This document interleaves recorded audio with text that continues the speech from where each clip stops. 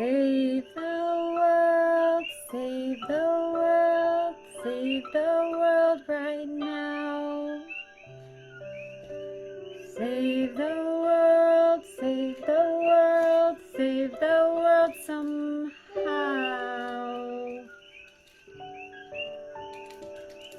Save the world, save the world, save the world right now. I don't know what to do besides sing this song for you. Save the world, save the world, save the world right now.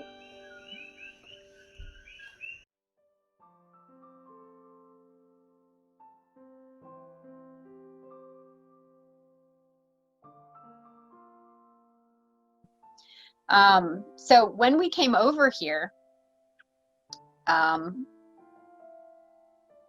essentially what happened is we cut ourselves off from our land and we don't remember our ancestral roots, and we have like inside of us this inkling like, oh, there's something I need to know that's special.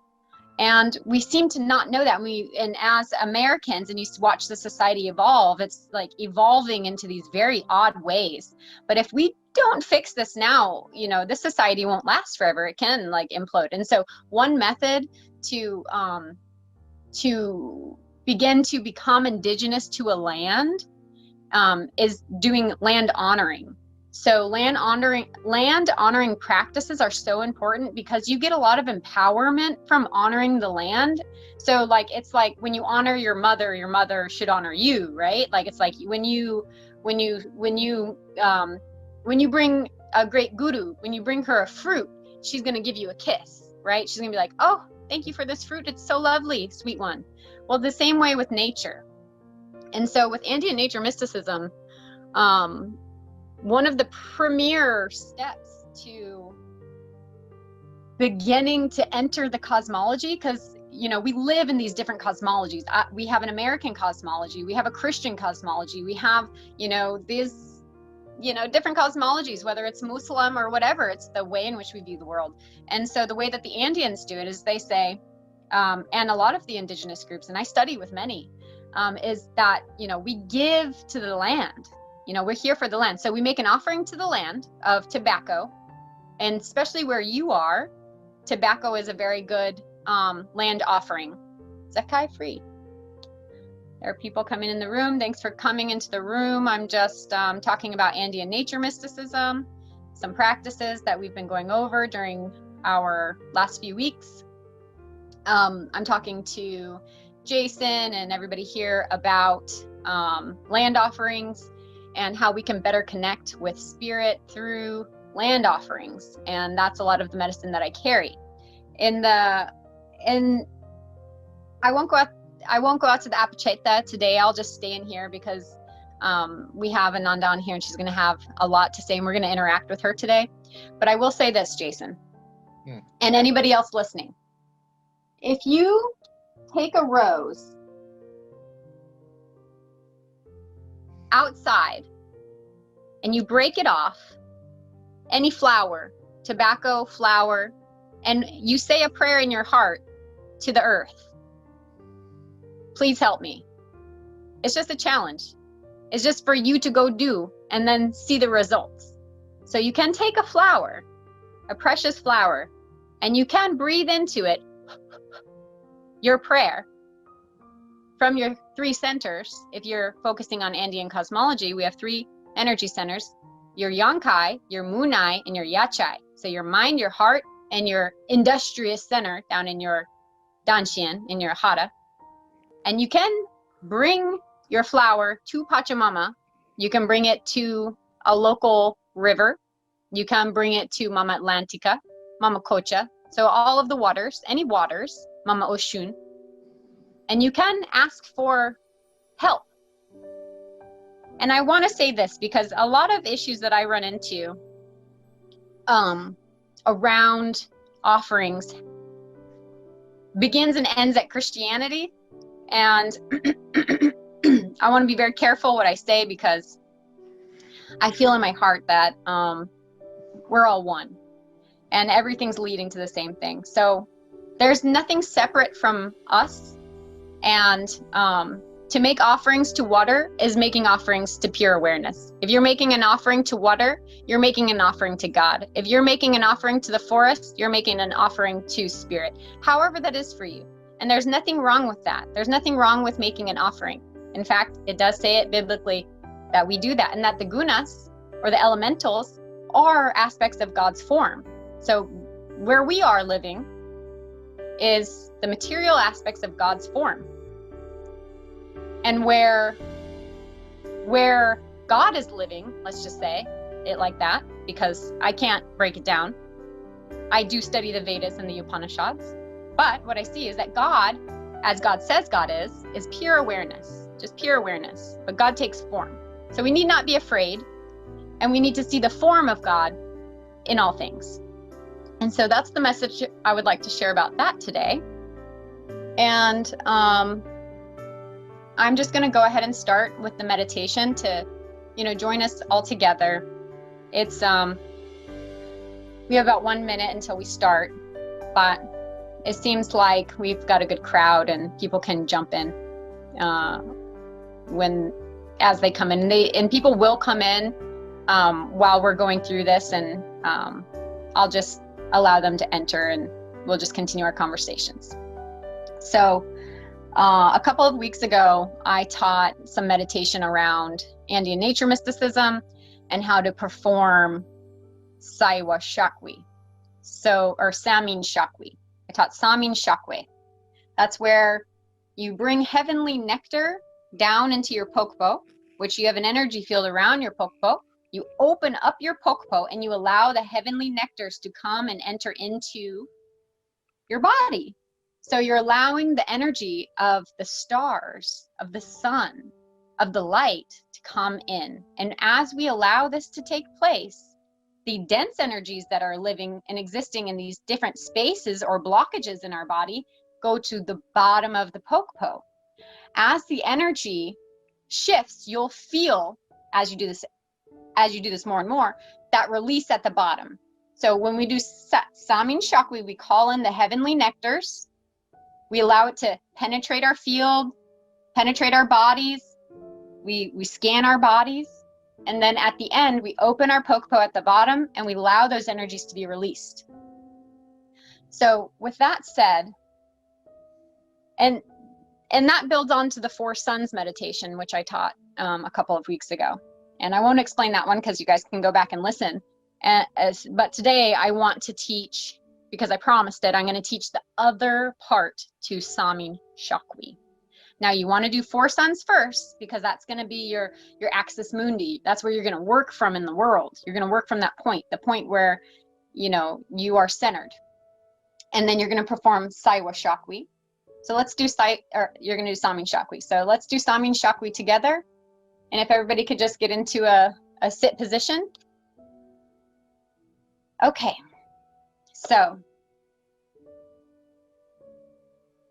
coming into the room, into our bodies, feeling our heartbeats, focusing on the beat of the heart.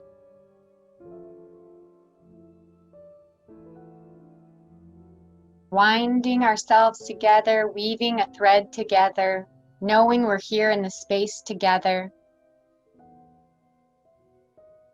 preparing to listen to a magnificent share. Imagine your pokpo around your body. This is an energy bubble. Now imagine opening your pokpo at the top. It opens like a lid. Maybe it just pops open, however it opens for you. Let it be. And call in with your heart, your mind, and your will, Samin Shakwi. Samin Shakwi.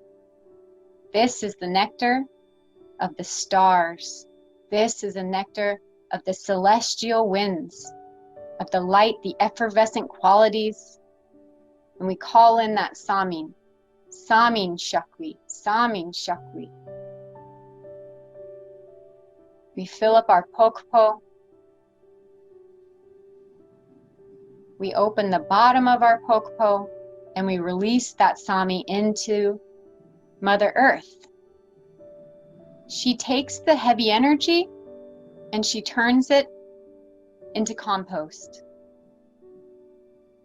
Samin Shakwi, Samin Shakwi. Calling again. Samin Shakwi, Samin Shakwi. And allowing the heavy energies again to release down into Pachamama. Thank you, Pachamama. Anyaiki Kuyaiki, sacred, thank you. Nandi, thank you. Now, we're going to perform Saiwa Shakwi.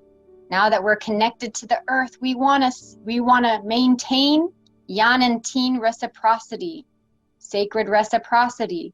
So we want to bring up a force field from the earth and transfer the energy from the earth up into the heavens to Father Cosmos. So around your being, at the bottom of your pokpo, you're going to lift an energy channel, a saiwa. You're going to lift it up, you're going to imagine it, and you're going to lift it all the way up through your body, around your body, forming a saiwa, a channel up through your roof, through the sky, into the heavens, out to Father Cosmos. From this point, we have also created an additional axis mundi. We've created these different points in which we can work from. So having created this position for ourselves, we can be supported.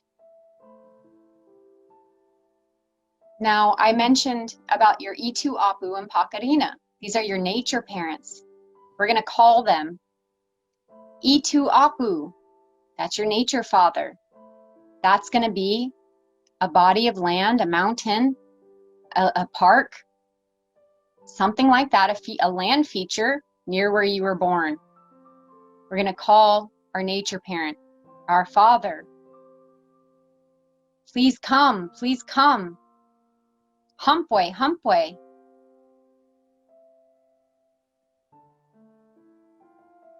Thank you for coming. And then we're going to call our nature mother. She is a body of water near where you were born. She could be a small stream to a large lake, maybe even a whole ocean. Some of us may have multiples. Some people are two-spirit, like me. And we can say, Pakarina, Mother, please come, please come. Please support me. Please help me to do my work in this world. And Yaiki Kuyaiki, thank you, Sacred Mother. Now that we have the help from our sacred nature parents, and we have meditated ourselves into a position, we can begin work from this point in a much happier way. I challenge each of you to make offerings to your nature parents for 21 days. That has always been the challenge for me. To connect with them, to journey with them, and to allow yourself to feel supported by them. The nature beings are here, they are real, and they are happy and lovingly help us open up as human beings. So, with that said, thank you for listening to this short talk about meditation. It's an honor to be in this position of knowing about meditation and having been through a lot of things in my life that all led me to meditation. And what I know from everything that I have learned is that ultimately we can just sit down and accept. We can accept. And it's through this acceptance that we unfold. And It's one of the most challenging things to do, is accept everything, but it is a serious goal of mine. And so anyhow, today we have with us Miss Ananda Free. Thank you, Ananda, for coming here to talk with us. How are y'all doing? Okay. Can you hear me? Yes, we can hear you. Okay, cool.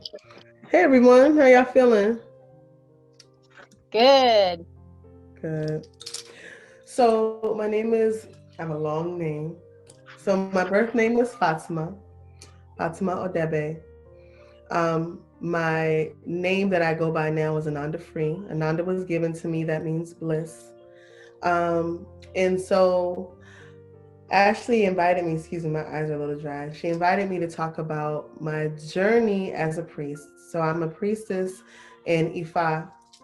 Is anybody in here familiar with Ifa or West African Orisha tradition or Sheshe? Yes, no, maybe. No, okay, cool. No, Well, no, you're going to Ananda. speak And most today. people, So every indigenous culture has a different like priesthoods, right? And so out of West Africa and Nigeria, the southwestern aspect, there's a practice called Isheshe Yoruba, which is they don't even have it carbon dated, but because it's been so long, it's over 10,000 years old, we're estimating that people have been practicing this tradition. And so I was called to the tradition when I was 20, I think I was like 28.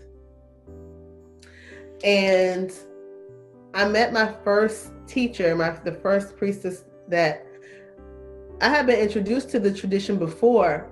I met my godmother. Her name is Iyanifa Ifadoyin. That was my first godmother's name. And I went to her because my first spiritual teacher had passed. And I knew that I had another teacher coming. I knew there was no way possible I'd be left here with no spiritual guidance in the form of a mentor. And so on June 21st, 2006, I met her. And that day really changed my life. My previous teacher, Dr. Prem Deben, he had passed the 7th of June. And I wrote a woman who I did not know, but I followed on MySpace. Who remembers MySpace? Right. I followed her on MySpace. Her name is Navasha Dea, and she's an international singer. And she just sang, when she sang, it's like she brought the earth up to heaven. And I had been following her, just her music, for years. But we were friends on MySpace. That means I followed her. And so something guided me to write her and ask her, because at the time I had just bought my first home in Baltimore, Maryland. And something guided me to write her and ask her if she knew of any reputable priests in Baltimore. And so she wrote me back. I was shocked. I did not think I would hear back from her. And she gave me the name of Iyanifa Ifadoyin. So, and her number, she gave me her name and number. And so I called her and she talked to me some about the tradition and about getting a reading. And I told her, I was like, I felt lost because my spiritual teacher had just passed. And I knew that I needed something. A little background. My mother is from the United States. She's from Holly Hill, South Carolina, right? My father is from Nigeria, but my father is also Muslim. He practices Islam. So this wasn't anything that was practiced in my home. And in fact, if anyone has ever been raised in a bi-spiritual or bi-religious home, it's very challenging, So my mother was Baptist. That's how she was raised. And my father is Muslim. And they're both still very Christian and Muslim. And so I made an appointment. I went for my first reading. It's called a DAFA, DAFA. And so how it works is in Ifa, you know how people say we're not born with instructions? Well, in West African Orisha practice, we are. And when babies are born, they actually receive a reading for their life, how their parents are to raise them, what foods they are to abstain from, taboos, whether or not they, when as they get older, if they should restrict alcohol. You understand what I'm saying? Certain things, the parents and the community are brought together for this ritual. It's a naming ceremony. It's called an Esentaye. And during the Esentaye, it's talked about why this soul has come, what medicine this soul has come with, and how they can be best guided in their life until they become older. If they've come to even be a priest or a priestess, does that make sense? So certain things like that. If there are ancestor return, and a lot of times they are ancestors return. So that's the Esentaye. I went for a regular Dafa, which is when you go to a Babalawo, who is a high priest, or a Yanifa, who is a high priestess, and they go to the oracle of Ifa, and they go on your behalf. And basically what they're doing is consulting your Ori, your soul. So when you get readings in our tradition, and I believe in any tradition, when you get a reading, it's a conversation. The person who is like the messenger or the channel, they're sitting and having conversation with your soul via your ancestors, spirit guides, Orisha, Voodoo, Loa. If you go to like a psychic or something like that, they're giving you information based on your spirit guides, angelics. Does that make sense? But the angelics are giving them information based off of communicating with your own spirit, right? And all readings have that in common.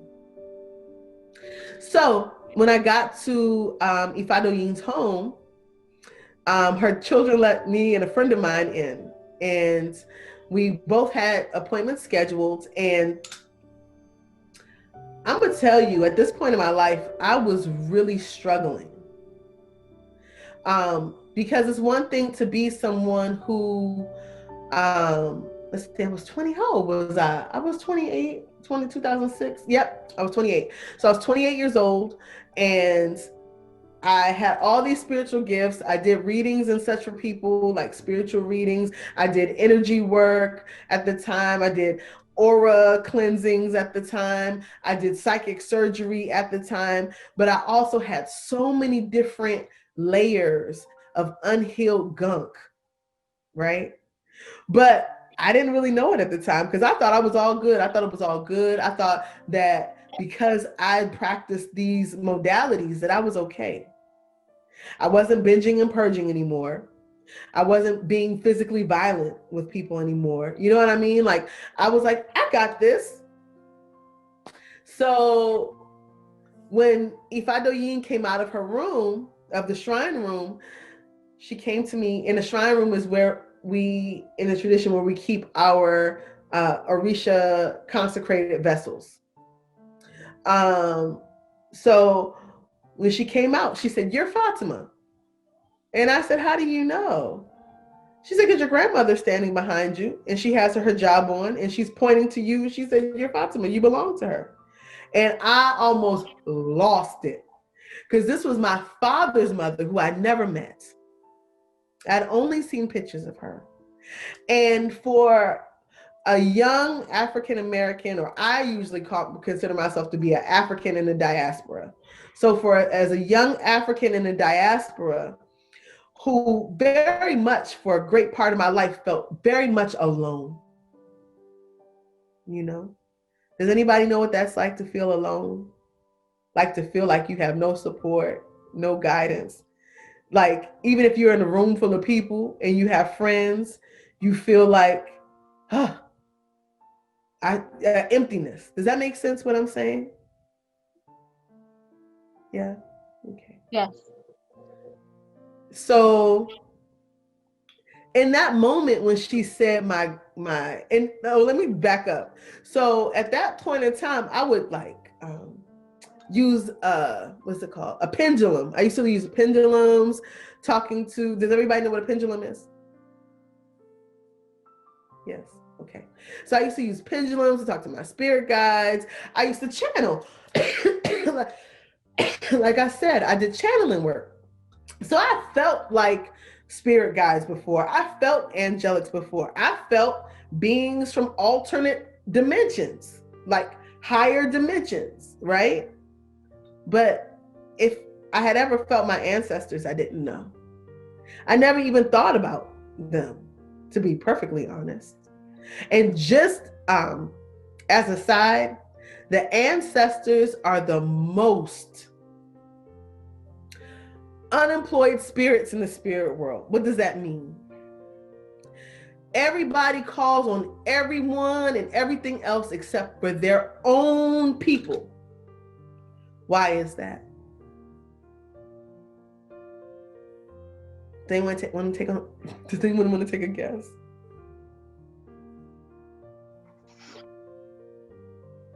I think I can take somewhat of a guess. Okay.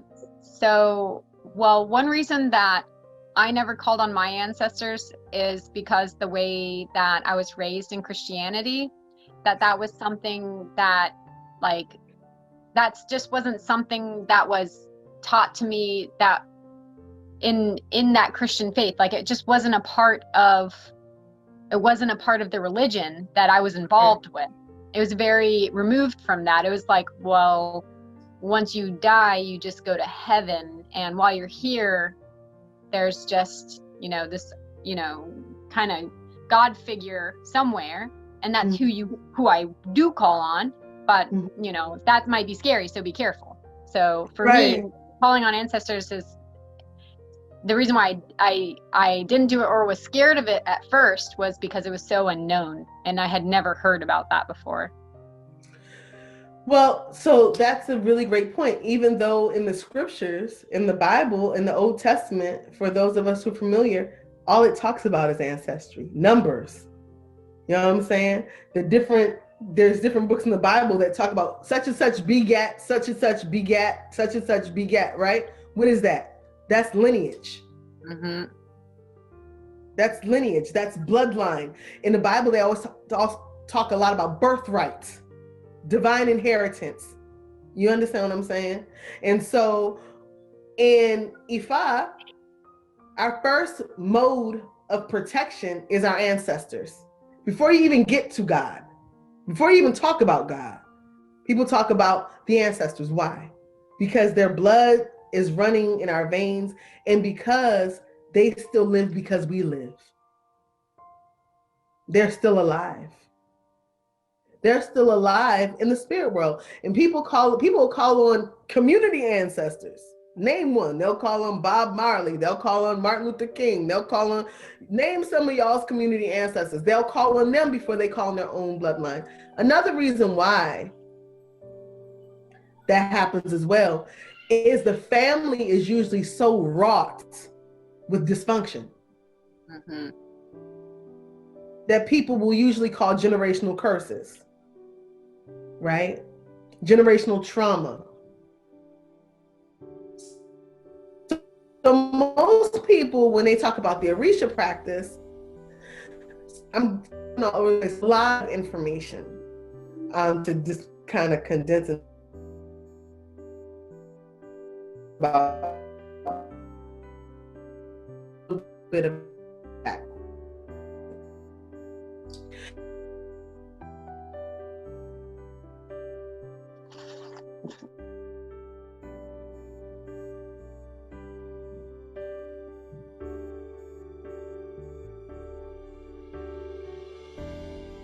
Okay, so I got this divination. I just knew I really wanted to get an Orisha divination. I got this Orisha divination with Ifa, excuse me. And Ifa in our tradition is literally the right hand of God. Ifa is called the witness of our fates, of our destiny. So when they talk about God, and our name for God in West African Orisha practice or Ifa is Oludumare. Oludumare. And so Ifa, it said to when he walked the earth, his name was Arumila, and he was a prophet. But he was also deified too. So, but before that, he was Ifa. So Ifa literally knows everything that has ever happened, since it's the witness of fate, the witness of our destiny, knows everything that has ever happened. And so I went to get this reading because I felt like I needed some kind of guidance. And I wanted somebody to tell me also that I was special. I felt like I knew I was a healer. I knew I had spiritual gifts and abilities, right? But I was really interested in shamanism, shamanic practices. And I felt kind of pulled to that as a channel, as a medium. And when I had the reading, what was told to me was a whole lot of things I wasn't expecting. Some that I knew of, but I was surprised that I would get that kind of information, such as being, it's a trigger warning, but being sexually abused by a family member. It came out in the reading. What? You know, finding out that my father's mother, who I'm named after, Fatima, that she read water for people, that she actually had an Ashun shrine. Ashun is a deity, and she's a deity of love, fertility, children, wealth. She's a river goddess, a river deity, freshwater deity, a river goddess. And that's actually who I'm initiated to first. I'm a priestess of Ashun. And I found out during that reading that she was my deity. And that just opened up it was like it felt like another part of my life, like turn the page, new chapter that night. So one of the things that I was told was to go home and erect an altar for my ancestors. I didn't do it that night because I didn't know how to, but I was told to go home and erect an altar for your ancestors. I went home and went to sleep. I was just so excited about the reading. And the next day I was sitting on the floor. I was off from work and I just felt really funny. And I called Ifa Doyin and I said, I'm feeling really funny. And she was like, did you put up the altar for your ancestors? And I was like, oh no. She was like, get off my phone. So I went to go put up the altar for my ancestors, and just like that, the feeling that I was feeling all funny and a little strange, it went away. And I just put some water and some food down from them and on a little table, and said some prayers. And she was like, you have to pray to them. And I was like, what do I say? She was like, tell them what's on your heart. They've been waiting for you to have this conversation with them. So that was the beginning of, I guess this is 2020. What is that? So 2006 to 2020. That was the beginning of my journey into training. I started training with Yanifa Ifa Doyin for priesthood about 2 months later. And one of the things that came to me as I was sharing with Ashley, that, you know, when I speak to people, and I talk at least once a week or once every 2 weeks about the tradition recently in the last 3 months. It's really remarkable. And I'm really honored to do so. That I remember one time I was talking to my godmother, my spiritual teacher, and she said, you know why a lot of people get called to priesthood? And I said, why, Iya? And she said, because a lot of people are not well.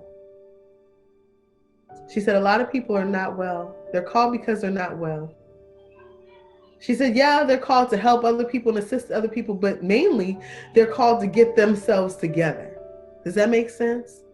And if they take the opportunity, and I say, does that make sense and stuff a lot, not because I don't think that other people are smart, but just to make sure that what I'm saying is, you know, I get nervous. Just to make sure it's concise and clear.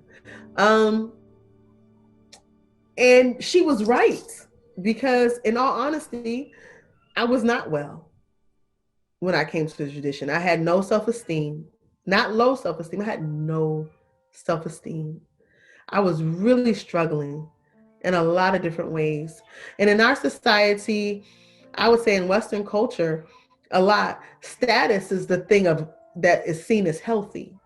That's like wealth, right? So you have a good job, which I did. I had a good job. I made over $50,000 a year at the time. I was in my 20s. I had no children. I had a house that I just bought. I had 2 cars. So on paper, it all looks good. But on the inside, I was drowning, you know? And with this tradition, practicing this tradition for me brought me back to myself. Like it was a return to a place that I had never been, that I could remember since little. Does that make sense? It was a return home. And it was a place where I could leave everything.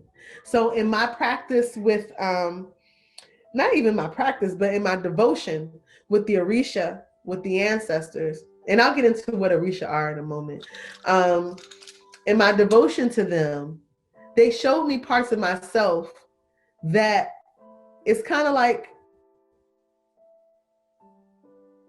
they would just shine a light. And like, you know, that thing right there, you know, you can let that go. You know, that anxiety, you know, those suicidal ideations, you know, those things with support, we can take that from you. I didn't have to be in turmoil any longer. Does that make sense? And so it was a lot. I mean, the first 5 years of training was tough.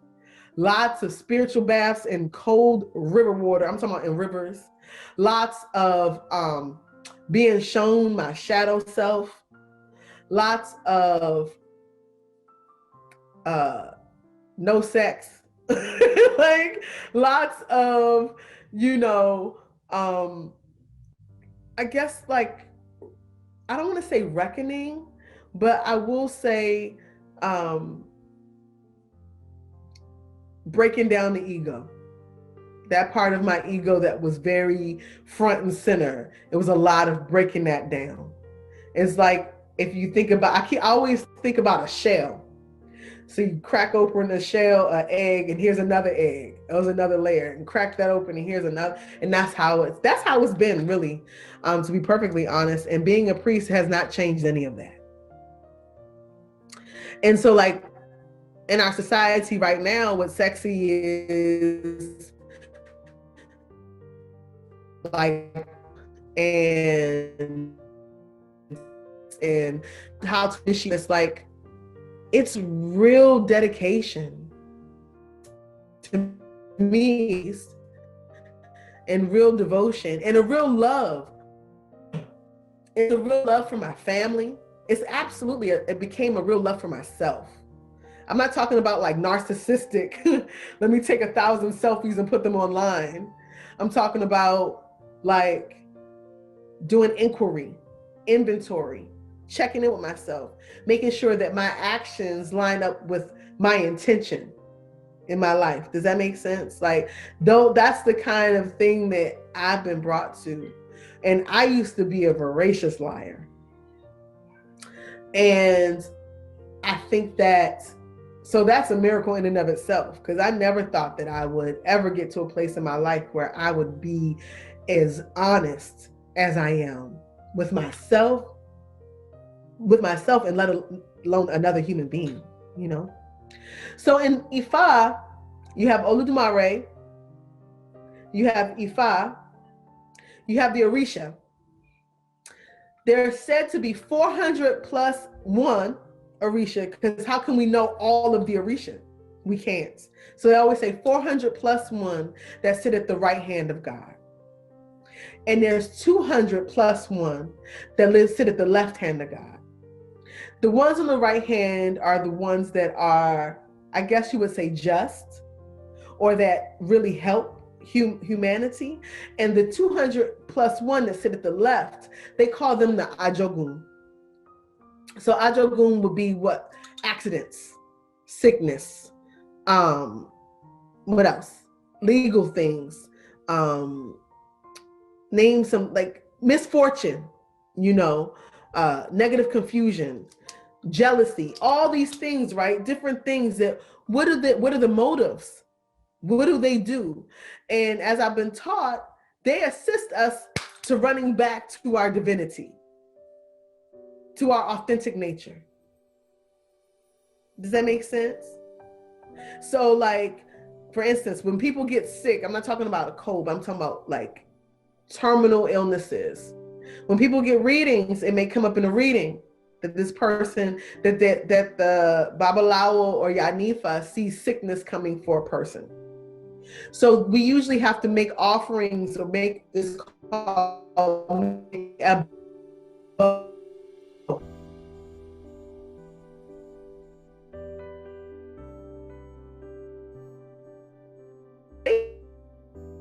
or gets the accidents or gets the loss of money, loss of maybe a child, loss of marriage, loss of certain things, to bring them back in alignment with themselves. And it sounds really harsh. It sounds really harsh, but it happens. Some things are destiny and some things aren't. You know, as a priest, a lot of my work that I do in the world has to do with my art. So I'm an artist.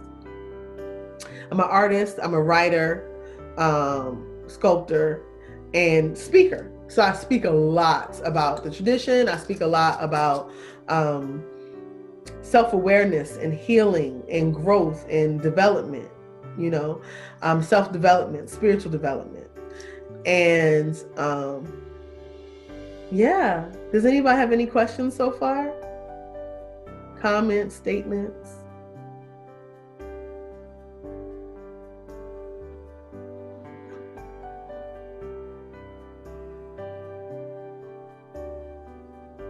I guess not at this moment. But what you're sharing is very important. I can tell that for me, I can relate to what you're saying, and I've already learned a bunch of new things. So, you know, we spoke earlier on the phone today for quite a while. That was really good. I learned a lot, and something that I'm working on in my life is patience, and being patient with people, and being patient with my evolution, I guess, is an easy way to say it. As a priestess, as one practitioner to another, as one who is committed to this way to another, what do you see as being the most helpful tool to help us cultivate patience with others who are maybe not quite yet awake to this work? You know, because the world is frustrating for me personally, and I'm trying to accept my circumstances. I'm trying to accept things as they are, but I still find it very difficult. And I know because of my spiritual practice that it's my ego bumping up against myself. But, you know, from your angle, maybe you can share some words about some of that. I find that for me, it's been my experience when I have been frustrated with other people or impatient, that it's really about me. That my impatience always, it went back to what am I being impatient about in my life? And there were points and times in my life, I was just sharing this with a young lady about 3 weeks ago on her podcast, that, you know, from the time that I was like 21, I recently thinking to like maybe 3 years ago, I was in a rush. I was in an absolute rush. If you were to talk to me about that day, I could tell you about that particular day, but I was thinking 5 years from now. I was thinking 10 years from now. I was thinking 15 years up the road, because where I was in that present moment was not good enough. I was waiting to become. I was so in a rush. I was so feverish because the life I had, or the life I felt that I had in that moment, it didn't feel valuable to me. It didn't feel one of substance, you know?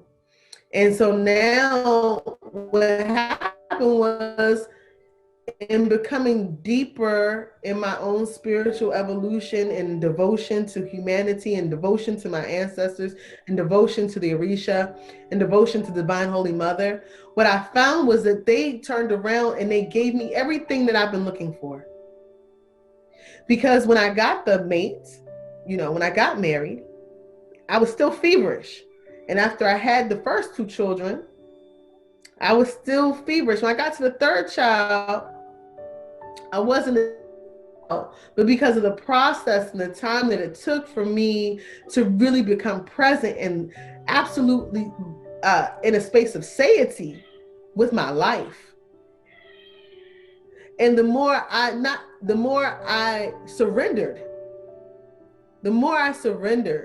and really became teachable and really became a student and stopped blaming all the other situations, my past situations, past friends, old acquaintances, my parents. When I finally just stopped all of that and took responsibility for my life, meaning that in my own philosophy and even its tradition, we choose our destiny in heaven. So if I chose my destiny, it's not an if, I'm here. So I chose my destiny.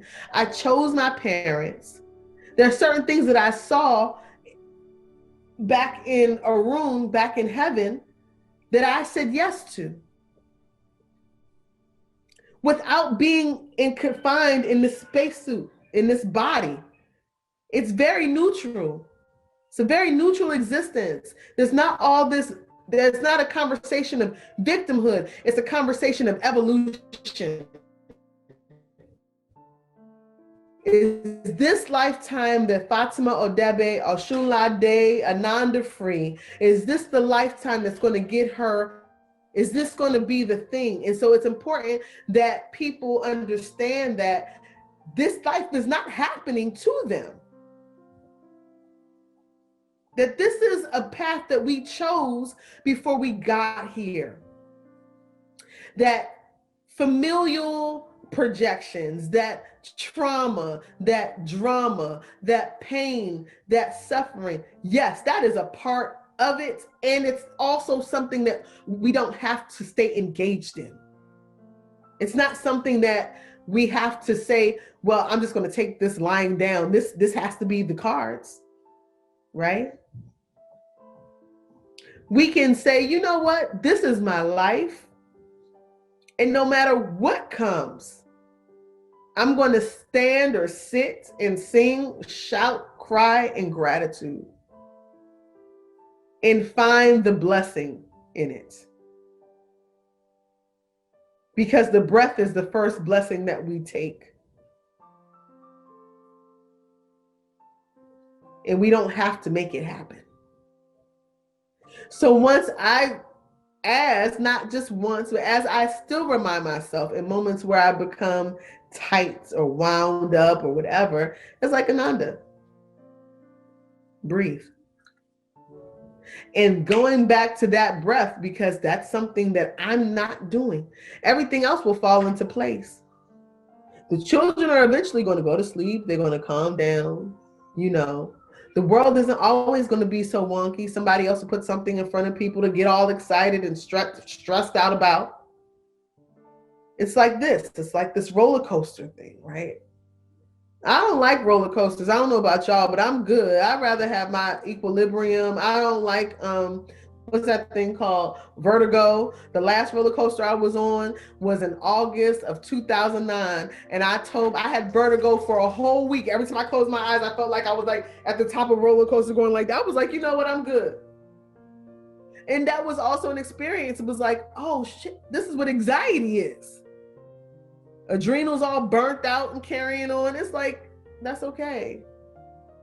And what I learned and what I've come into in the last year recently is that I have become addicted to that. I have become addicted to those adrenaline rushes, to that rush of the terror thoughts or the fear thoughts or the anxiety. Does that make sense? The wondering if and all this other stuff. And it's like, you know what? I'm good. I don't need that. That's suffering. Needless. suffering. You know, so going back to what you said, patience. Patience. For me, it all starts with me. So if I'm impatient with somebody else, that's because there's something that I'm supremely impatient with about myself. Because people are going to be themselves. What you going to do? Change them? What you going to do? What? You going to leave them? And then meet the same person in a different body, different gender, different race, same lesson. So it's better just to get the lesson. And really the lesson is to love yourself, to accept ourselves, to work through our shit. Excuse my language, but work through it. And to be grateful for it all. Because it doesn't have to be and didn't have to. Questions, comments, critiques, lottery numbers.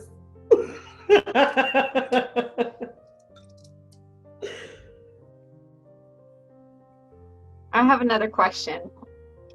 Since our Sure. audience they're also awestruck. I can just see it. So based on your practices. You think so? Are y'all awestruck really?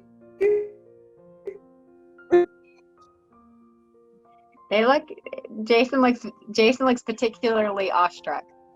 Around his head I can see light like floating.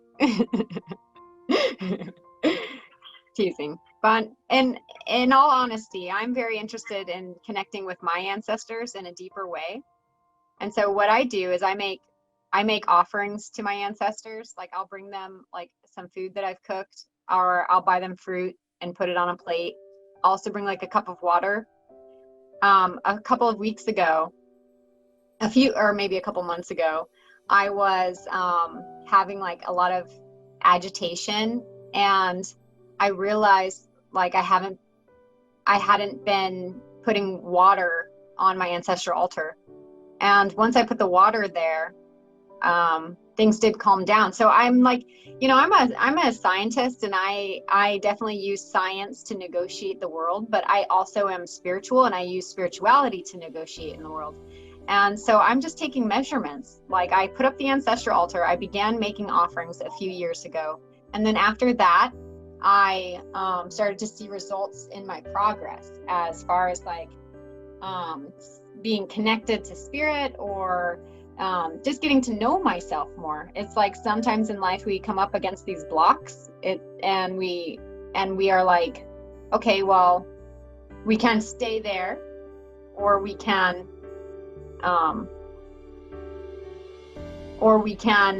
continue to evolve. And we can continue to evolve by, we have to actually do something to do that. And I think people get lost there. They're like, well, I only want to believe this way. And I'm like, well, okay, but you're coming to me and you want some help and advice on how to change. So you got to like try something new. Because if we're all systems of a whole, and we have one system that's broken, we need a new energetic to come into the system. But if we keep doing the same things, we're not going to have, more results. We're not going to just keep getting better and better at this one thing, and that's going to be the end all be all. Anyway, so I started giving offerings to my ancestors, and I was forgetting water. And then I realized I don't even drink that much water. Like I'm not even hydrating properly on a daily basis. And so once I gave the water, I actually started hydrating more and drinking more water. And this message actually came from the woman who I bought this house from. Her name is Elizabeth Jenkins. She's one of my Indian nature mysticism teachers. And she got real mad at me online publicly. And she's like, go give your ancestors some food. and though it was like offensive to me in the moment, it was one of those like really third dimensional, you're a rude lady kind of deal. She was right. I just needed to give offerings to my ancestors. Like this like, famous author who's been studying Indian nature mysticism for 30 plus years knew something more than me. And I was like, whoa, she just schooled me. And so right now, Fatima got kicked off. I don't know if she's going to be able to come back on, but I'll just keep talking because I love this topic. She's right. It's the first line of defense are our own ancestors. That's our bloodline.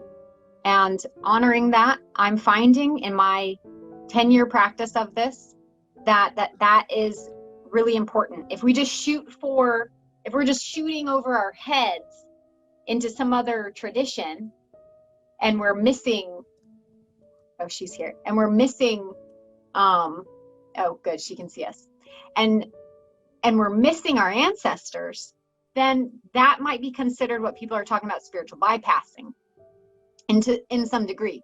Now, I did not start with my ancestors in this spiritual work. I evolved into that. I like circled back into it because there's like this relationship in the universe about the spiral and this dance we do even in our own healing.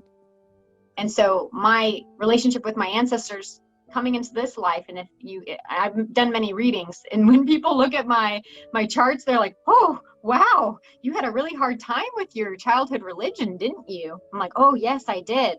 It was Christianity. But then later on, I had this uncle who actually just passed, his name Uncle Ron. He always kept my family remembering that we were Nordic, that we were Viking. Even though everybody thought he was crazy, there was so much truth there.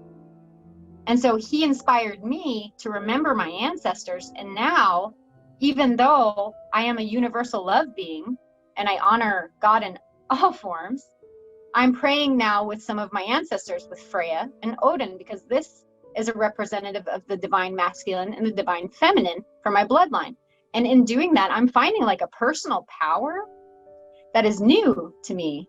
And I'm feeling like, even though I'm scared of it, like I'll even say this, like I got a statue of Odin and I was very scared of this statue. I put it in the closet. When I put it in the closet, I was like, I'm so sorry, Odin. And all I felt was like, so mote it be. Like he was just so happy, he was just so happy.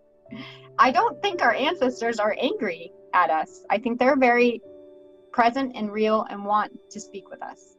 And it doesn't have to be some weird, woo-woo thing. It's really not. It's just a matter of coming into your heart, into a compassionate space and just communicating.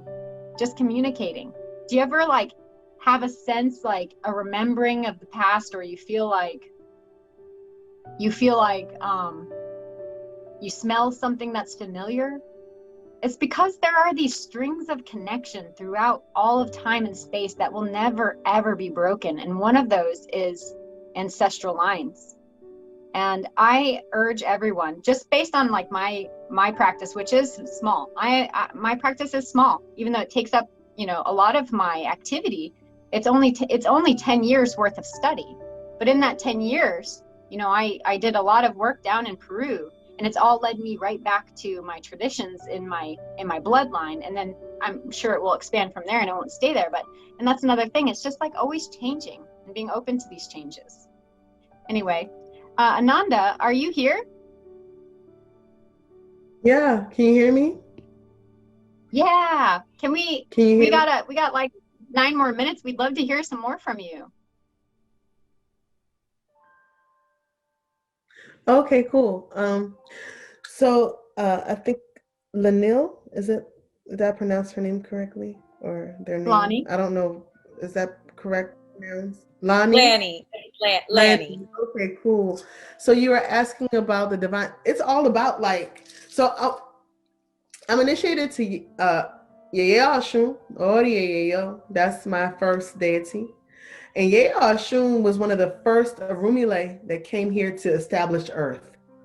So 16 principal Arumile or Orisha came in our story, in our cosmology, came to establish Earth from the heavens, right?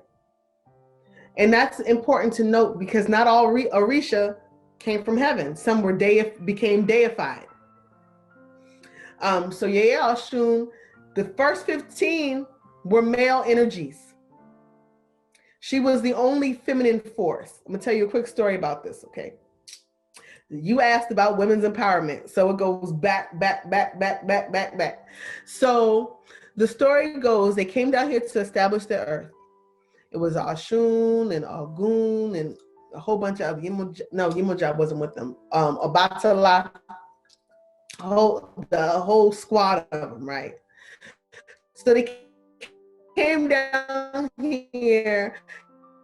They started flexing. They was like, well, why don't you?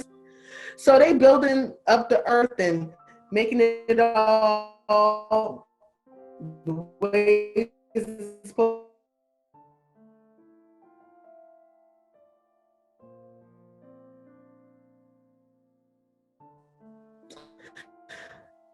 Oludumare says, why are you back here? Because they're not like everything they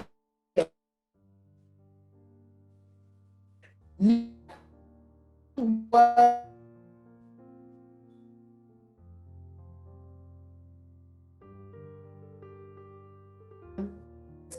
I don't know why you told us to go down there. I mean,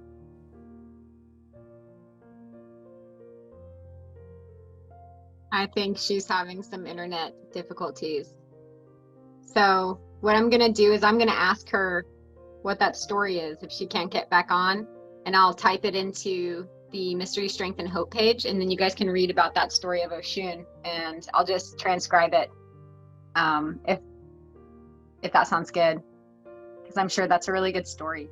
And in fact, some of those stories are, that's where the magic is. It's in the fables, it's in the stories. That's how it's been kept safe. It's just like, it's mystery.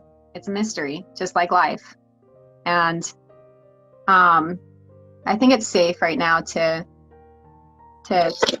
start wrapping it up. And thanks guys for coming. Yeah, I know this is like super makeshift, but in fact, like this whole series and this piece of art that Spirit has instructed me to produce is evolving, and I'm very honored that you guys even showed up, because I'm definitely out there,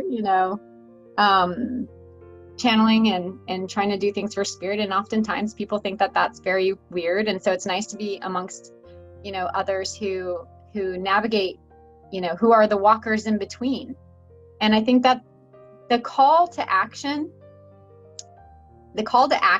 is to connect together. So we are the people who walk between worlds, right? Most people here are some sort of sensitive being. They are already practitioners. They are already knowing.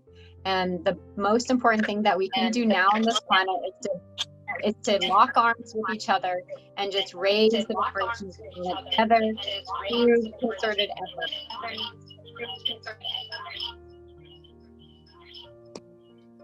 Hello? Hello? Hello? Yeah. Let me leave out this one.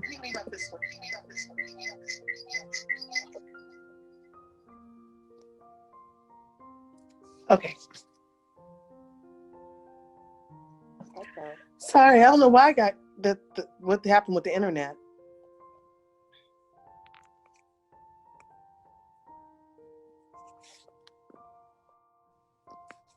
Can you hear me? I'm sorry, Ananda. I didn't originally see your reference in the chat earlier, asking me to give you an example. I guess so. I guess what I just saw that after you kind of glitched out for a moment. I guess what I was thinking. So a few years ago, I happened to get a book, if I could remember, it was like Voice of the Ancestors or something, and it was basically a lot about sort of African history, the Yoruba culture. There was different stories, and how really kind of going back from when the Africans were brought over through the slave trade, and how there were different branches of spirit, I'll say spirituality.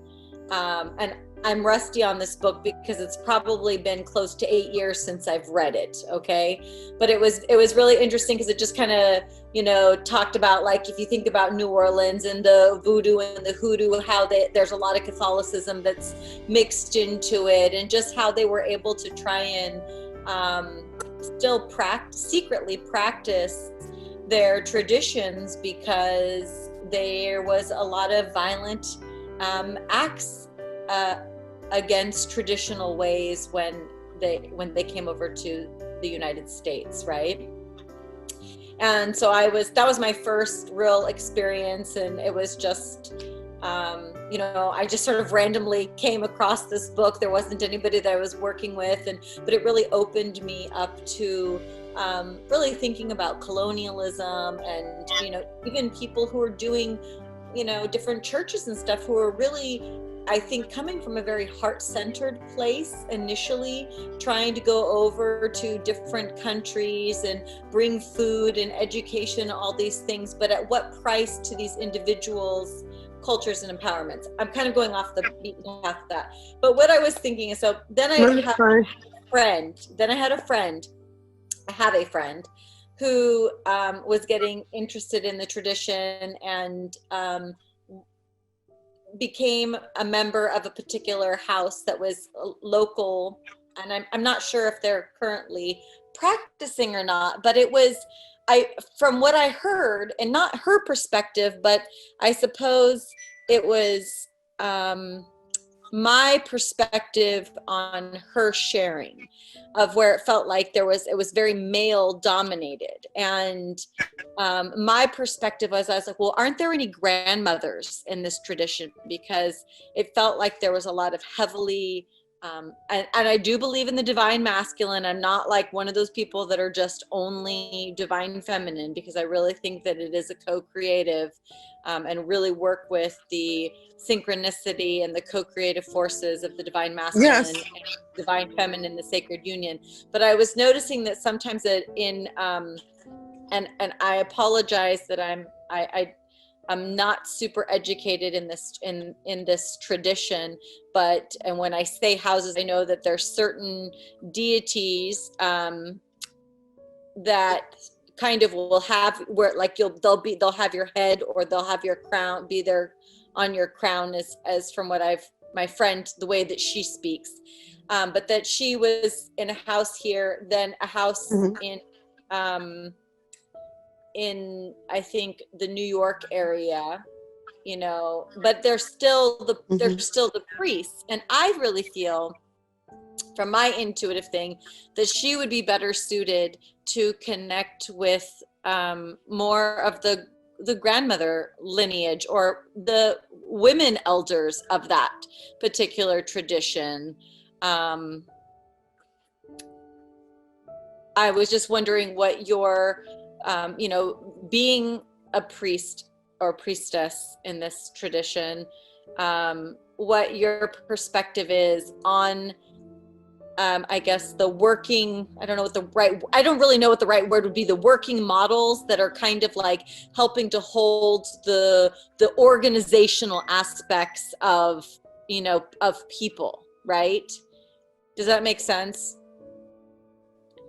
I'm trying to be very careful and sensitive about language, because I don't want to be offensive in any way. You're fine. I'm not. I'm just curious, of. Right. Yeah. So I'm one of those people that I try not to take offense, because we're all learning. And so if you said something out of context, I would just gently correct it. Okay. So what I'll say to that is that in the tradition, I practice West African Orisha. So I practice from the source. When I first started practicing the tradition, I belonged to a house, or ile, that was run, my godmother was the chief priest. And most of my god siblings, or the other ile members, were women. Okay. So it wasn't very heavily patriarchal. I understand what you're speaking of. That generally comes into play a lot of times,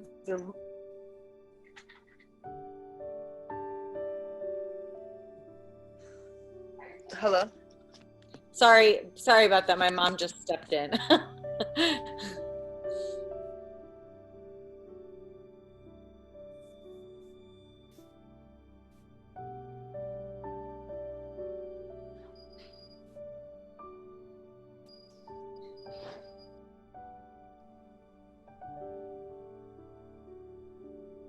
Sometimes I have this like ongoing joke that when we're connecting with priestesses, sometimes their vibration is just like so ridiculously high, or like everybody's here. Like, so bringing together all these energies into this one like telephone on my phone, you know, that could be problematic.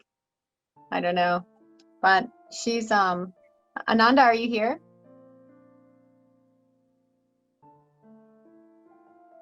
Nanda? Well, it's after 3, and I'm gonna post her information, Lonnie, so you can contact her. And if you have any questions, also I'm happy to ask any questions. I guess I'll just open up the floor if anybody wants to discuss anything or talk about anything. The floor's open. This group was intentionally formed so that people can come and share in a group situation. And lately we've just been having speakers. Ananda's coming back in. And but as we move forward, I'm going to be opening up the group to this being a group conversation around these sort of similar topics.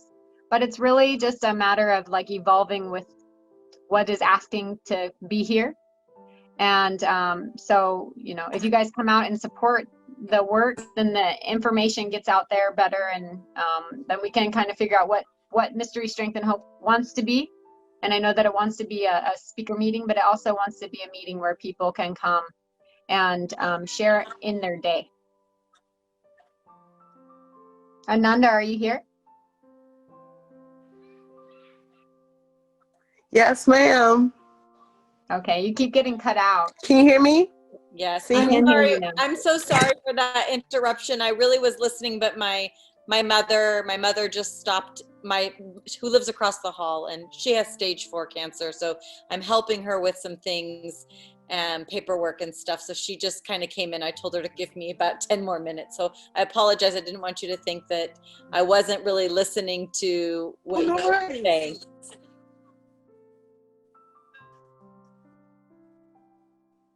Oh, I didn't feel that way at all.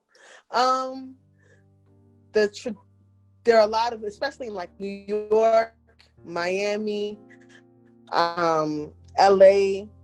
Most of the houses, a lot of times, are led by men, and they're babalaos or babalarishas. But the best houses, the best elays to me, if someone belongs to one, is by people who are very well. I'm not saying I don't know a woman. I'm saying I don't know who she is. Sometimes that the patriarchy and the strong male energy, just like it trumps, it can kind of override what people need to understand. And so the divine feminine is very much alive and true. I work with the Divine Holy Mother, so I practice.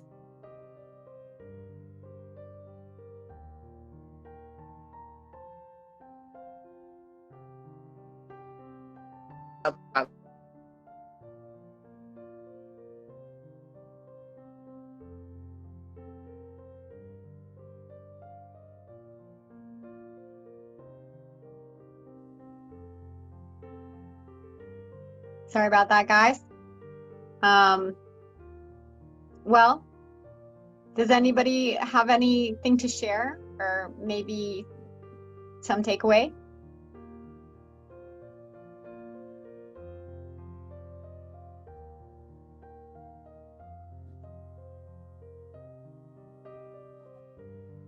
No? All right, well, how about this? I'll say a prayer, and essentially This is a prayer that I learned from Amma. Of course, thank you for coming. I think we are blessed to be here, blessed to be alive, blessed to be struggling through our struggles together. And with that, I will say a prayer that I'm learning in this language called Malayalam that I'm studying with my Satguru, Amma. So it essentially means nature is my mother and that creation is divine. Prakriti namudi Amma. Prakriti namudi Raksha. Ishwara Pratyaksha Rupam. Prakriti namudi Daivam. I particularly love this prayer from Amma. One, because it's in a heart resonant language. In my life, I have struggled with a lot of dyslexia, and I started to realize that maybe I like to do things the other way. You know, maybe in a past life, I was like, you know, writing the opposite way. And I've really been resonating with that idea and that concept, and it's helping me learn the language. Actually, it's a heart resonant language, so you like kind of resonate into the language rather than, you know, learning with your mind. It's like really you learn with your heart. So I really like that, and I'll make one more offering. So we have two hands, and why do we come like this into prayer? Well, my Sakuru, she says that this hand represents the senses, and this hand represents the actions, and they come together into balance. And that it's from this point that we are liberated, when we have our actions and our senses in balance. And I think that that is very beautiful. And I hope that everyone, you know, may have learned something today or offered something today, or, you know, is inspired in some way by this share. I do publish this on the Mystery, Strength, and Hope page, so you can re-watch it there. Next week I'll be hosting the show again.